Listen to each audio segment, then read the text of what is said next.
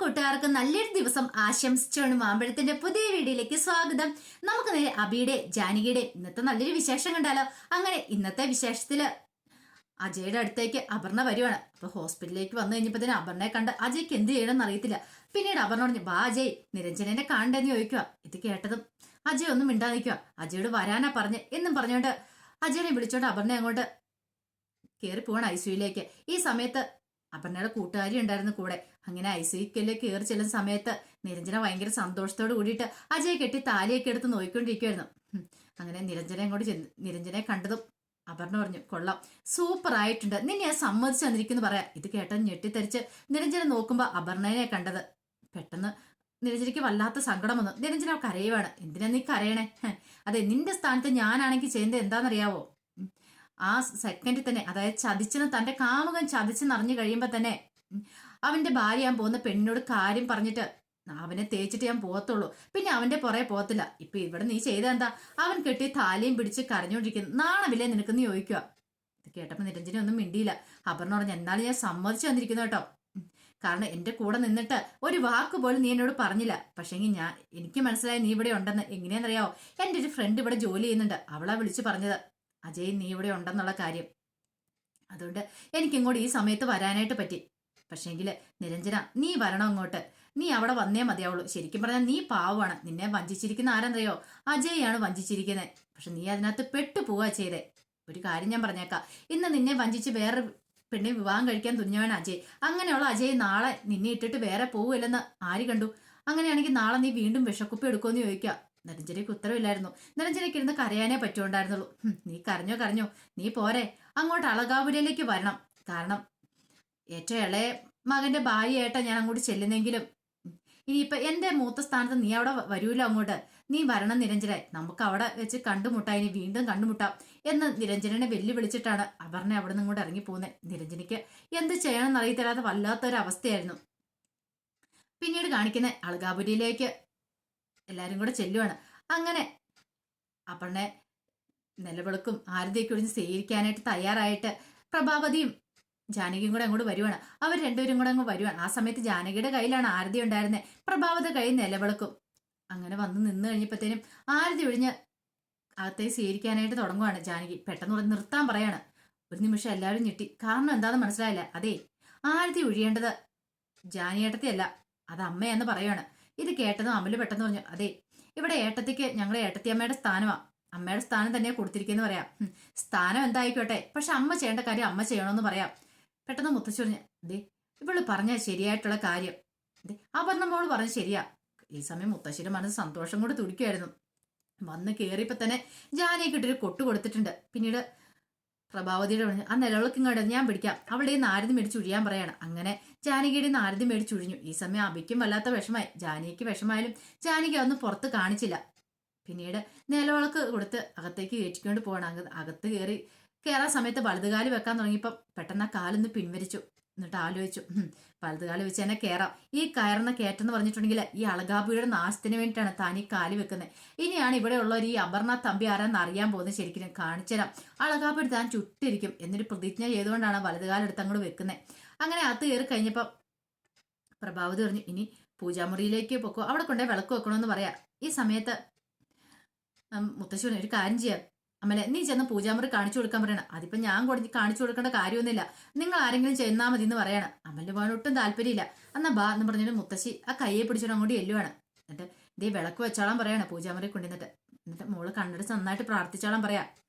അപർണയ്ക്ക് പ്രാർത്ഥിക്കാൻ ഒരേ ഒരു കാര്യം മാത്രമേ ഉണ്ടായിരുന്നുള്ളൂ, എത്രയും പെട്ടെന്ന് അളകാപുരിയുടെ കാര്യത്തിൽ ഒരു തീരുമാനമാക്കണം. ആ അബീനെയും ജാനകിനെ ഇവിടുന്ന് കെട്ടുകടിക്കണം. തനിക്കായിരിക്കും ഇവിടെ സ്ഥാനം. വിശ്വനാഥൻ തമ്പിയോട് കളിച്ചിട്ടുണ്ടെങ്കിൽ എങ്ങനെ ഇരിക്കുമെന്ന് കാണിച്ചു കൊടുക്കണം. തകർത്ത് തരിപ്പണമാക്കണം സൂര്യനാരായണനെ. അപ്പൊ അങ്ങനെ ചില പ്രതിജ്ഞകളൊക്കെയാണ് ആ പൂജാമുറി വെച്ച് അപർണ ചെയ്തത്. പിന്നീട് പുറത്തേക്ക് ഇറങ്ങി വരിക. അങ്ങനെ പുറത്തേക്ക് ഇറങ്ങി വന്നു കഴിഞ്ഞപ്പോൾ മുത്തശ്ശി പറഞ്ഞു, ഇനി മോൾക്ക് ഡ്രസ്സൊക്കെ മാറണ്ടേന്ന് ചോദിക്കുക. അമൃതയോട് പ്രഭാവതി പറഞ്ഞൊരു കാര്യം ചെയ്യുക, ദേ അമൃത മോള് കൊണ്ടേ കാണിച്ചു തരും, മുറിയിലേക്ക് ചെല്ലാൻ പറയാണ്. ഈ സമയം മുത്തശ്ശി പറഞ്ഞു, ഡ്രസ്സൊക്കെ മാറിയിട്ട് വാ, ഇനി കുറെ ചടങ്ങുകളൊക്കെ ഉണ്ട്, പാലും പഴവും അതോടൊപ്പം തന്നെ വേറെ കുറെ ചടങ്ങുകളൊക്കെ ഉണ്ട്, അതെല്ലാം നടത്തണ്ടെന്ന് ചോദിക്കുകയാണ്. അങ്ങനെ അമൃത അവളെയും കൂട്ടിക്കൊണ്ട് മുറിയിലേക്ക് പോവാ. ഈ സമയത്ത് അജയ് ഇങ്ങനെ ടെൻഷൻ അടിച്ച് നിൽക്കുകയാണ്. പുണ്ണിത്താൻ അജയുടെ അടുത്തേക്ക് വന്നിട്ട് പറഞ്ഞു, നീ എന്താ അവിടെ നോക്കി നിൽക്കൽ? ഓ കല്യാണം കഴിഞ്ഞെന്നുള്ള സന്തോഷം നിൽക്കുമായിരിക്കില്ലേ? അതൊക്കെ വെറുതെയാടാ. അവളുടെ കഴുത്ത് നീ ICU വെച്ച് ബലമായിട്ടൊരു താലി കെട്ടിയെന്ന് വെച്ചിട്ട് അതൊരിക്കലും ഞങ്ങൾ അംഗീകരിക്കാൻ പോകുന്നില്ല. അവളെയും കൊണ്ട് ഇനിയിപ്പം ഏതെങ്കിലും വാടക വീട്ടിലോ എവിടെയെങ്കിലും പോയി താമസിക്കാൻ നിൽക്കുമ്പോൾ വല്ല മോഹം ഉണ്ടെങ്കിൽ ആ മോഹങ്ങളൊക്കെ അപ്പാടെ ഞാൻ കളഞ്ഞേക്കാൻ പറയാം. ഇത് കേട്ട് കഴിഞ്ഞപ്പോൾ പെട്ടെന്ന് തന്നെ അജയ് പറഞ്ഞു, എനിക്ക് അങ്ങനെ വലിയ വലിയ മോഹങ്ങളില്ല, ഉണ്ടെങ്കിലും നടക്കത്തില്ലടാ. ഈ ഉണ്ണിത്താന്റെ മനസ്സിൽ ചില മോഹങ്ങളൊക്കെ ഉണ്ടായിരുന്നു. എൻ്റെ ഒറ്റ മോള, അവളുടെ കല്യാണം നല്ല ഗംഭീരമായിട്ട് ആഘോഷമായിട്ട് നടത്തണം എന്നുള്ളത്. അതിനെയാണ് നീ തച്ചുടിച്ചേക്കുന്നത്. അപ്പൊ തന്നെ ഞാൻ വെറുതെ വിടും നീ കരുതുന്നുണ്ടോ? ഒരിക്കലും നിന്റെ മോഹങ്ങളൊന്നും നടക്കാൻ പോലടാ. എൻ്റെ മോളെ നിനക്ക് കിട്ടത്തില്ലെന്ന് പറയാം. പെട്ടെന്ന് അവളുടെ അമ്മ പറഞ്ഞു, അതായത് നിരഞ്ജനയുടെ അമ്മ പറഞ്ഞു, നിങ്ങൾ എന്താ രാജേട്ടെ പറയണേ? ഇത് അജയ് ആരാന്നോർത്താ? നമ്മുടെ മോളുടെ ഭർത്താവല്ലേ? പിന്നെ ഭർത്താവാണ് പോലും. മിണ്ടരുത് നീ എന്ന് പറയണ. ദേ ഒരു കാര്യം ഞാൻ പറഞ്ഞേക്കാം രാജേട്ടാ, മുമ്പത്തെ പോലെ തന്നെ മോളുടെ ജീവനെ ഇനിയും നശിപ്പിക്കാനും നിങ്ങളുടെ ഉദ്ദേശമെങ്കിൽ ഞാൻ ഒരിക്കലും ഇതിനെ കൂട്ടു നിൽക്കത്തില്ലെന്ന് പറയാം. ഇത് കേട്ടപ്പോൾ ഉണ്ണിത്താൻ പറഞ്ഞു, നീ കൂട്ടു നിൽക്കണം എന്ന് ആര് പറഞ്ഞു? കൂട്ടു നിൽക്കുകയൊന്നും വേണ്ട. പക്ഷെ ഒരു കാര്യമുണ്ട്, നിന്റെ മനസ്സിലും ചില ആഗ്രഹങ്ങൾ കാണത്തില്ലേ? ഇവന്റെ വീട്ടുകാർ ഒന്ന് പെണ്ണ് ചോദിക്കണം എന്നൊക്കെ അത്ര ഞാനും പറയുന്നുള്ളൂ. ഇവന്റെ വീട്ടുകാർ ഒന്ന് പെണ്ണ് ചോദിക്കട്ടെ. പെണ്ണ് ചോദിച്ച് അങ്ങനെ കല്യാണം നടത്തട്ടെ, എങ്കിൽ മാത്രം ഞാൻ വിട്ടുകൊടുക്കാന്ന് പറയാം. അത് അജയ്ക്കുള്ളൊരു കുരുക്കായിരുന്നു, അയാൾക്കറിയാം. അവിടുന്ന് സൂര്യനാരായണ ആരും വരത്തില്ലെന്ന്. അത് ഉറപ്പുള്ളത് കൊണ്ടാണ് അങ്ങനെ പറഞ്ഞത്. അജയ്ക്കാണ് എന്ത് ചെയ്യണമെന്ന് അറിയത്തില്ല. ഇത് കേട്ട് കഴിഞ്ഞപ്പം ഹേമ ശരിയാ, അങ്ങനെയാണ് മോനെ ഒരു കാര്യം ചെയ്യുക, നിന്റെ വീട്ടുകാരെ കൂട്ടിക്കൊണ്ടു പോവാ, അതല്ലേ നല്ലത്. അങ്ങനെ ഒരു ബന്ധം ഉണ്ടാക്കുന്നതല്ലേ നല്ലതെന്ന് ചോദിക്കാം. അജയ് ഒന്നും പിന്നെ ഒന്നും മിണ്ടിയില്ല. അതിനുശേഷം വല്ലാത്തൊരു അവസ്ഥയിലായിരുന്നു ജാനകി ഇരിക്കുന്നത്. കാരണം ജാനകിക്ക് അറിയാം, മുത്തശ്ശി പറഞ്ഞിട്ടുണ്ട് പാലും പഴവും കൊടുക്കുന്ന ചടങ്ങുകളൊക്കെ നടത്തണമെന്ന്. ഇനിയിപ്പോൾ ആ ചടങ്ങുകൾ എന്ത് ദൈവമേ എന്ത് ചെയ്യാൻ പറ്റും? കാരണം ആ ചടങ്ങുകൾ ഒരിക്കലും അപർണയ്ക്ക് ഇഷ്ടപ്പെടുത്തില്ല. കാരണം അല്ലെങ്കിൽ തന്നെ അമലിന് വൃത്തിയില്ല കാര്യങ്ങളെന്നൊക്കെ ഇരുന്നാ പറയണേ. അപ്പൊ അങ്ങനെ ഒരു ചടങ്ങ് നടത്താൻ തന്നെ തീരുമാനിച്ചിരിക്കുക. ഇനിയിപ്പോൾ എന്ത് ചെയ്യണമെന്ന് അറിയത്തില്ല. ഈ സമയം അപർണ മുറിയിൽ ഇങ്ങനെ ഇരിക്കുമായിരുന്നു. അപർണയ്ക്ക് ഡ്രസ്സൊക്കെ മാറ്റിയിരുന്നപ്പോൾ എന്ത് ചെയ്യണമെന്ന് അറിയത്തില്ല. അപ്പം മുത്തശ്ശി വന്നിട്ട് വിളിച്ചിട്ട് പറഞ്ഞു, മോൾ ഇങ്ങോട്ട് വരാൻ പറയാണ്. അങ്ങനെ അങ്ങോട്ട് ചെല്ലുവാണ്.